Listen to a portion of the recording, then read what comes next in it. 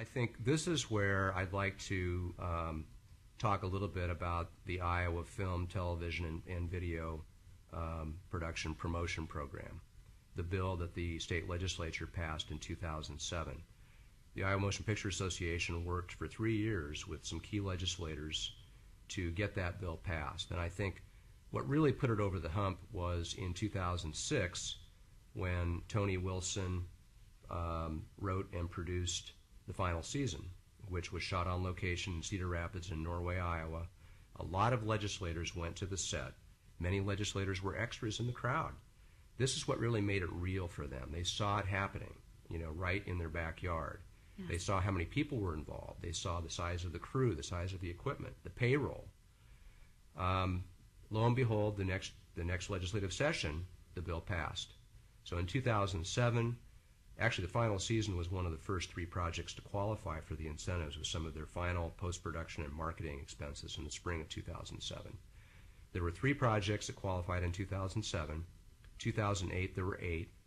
Last year there were over 20. And as most of our viewers and listeners will know, in September 2009, the film promotion program was suspended due to mismanagement and abuse. 2009 was, as a famous author wrote, the best of times and the worst of times for video production, film and video in Iowa. Lots of new people came into the industry. If you lived in Des Moines, you saw feature films being produced all over town. I think we had at least 8 were produced here. 2 of those I worked on. I did location scouting for The Experiment, and I was the location manager for Dylan's Wake, which actually now is called Dead Awake, is the final title. Oh, really? If anybody wants to look these up on IMDb or anything. The Experiment is out in DVD. You can rent it. It's a big surprise, I think, to a lot of us that a film with a $20 million budget went direct to DVD, did not have a theatrical release. Yes. It illustrates how challenging the market is today. Even if you have name stars like Forrest Whitaker, Adrian Brody, a very interesting story, a remake of kind of a classic story, it's very, very challenging. On the other hand, you also have shows like 16 to Life, produced by native Iowan Becky Smith, who's on faculty at UCLA, that's had a limited theatrical release, but I think definitely getting a little bit more exposure, maybe because she has more of an Iowa connection. She did a kind of an Iowa tour with that film. Yes. So we've seen the potential for the business that a film promotion program can bring to the state.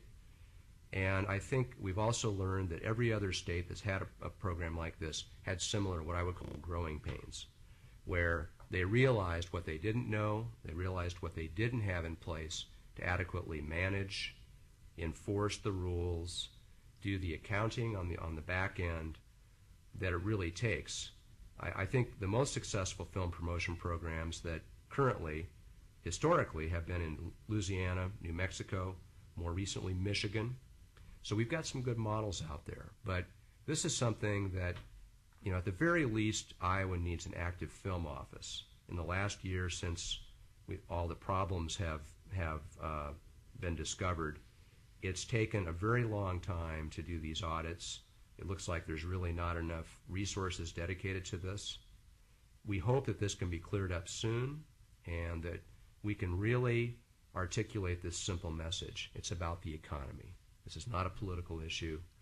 It's about something that Iowa needs just to compete with our surrounding border states, most of which have some kind of film promotion program, and an active film office, which, for almost 20 years before we had a film promotion program, Iowa had 3 full-time people in our state film office. By the time we had the film promotion program, we were down to 1 person. Just not enough resources. We said that from day one, and unfortunately we all found out the hard way.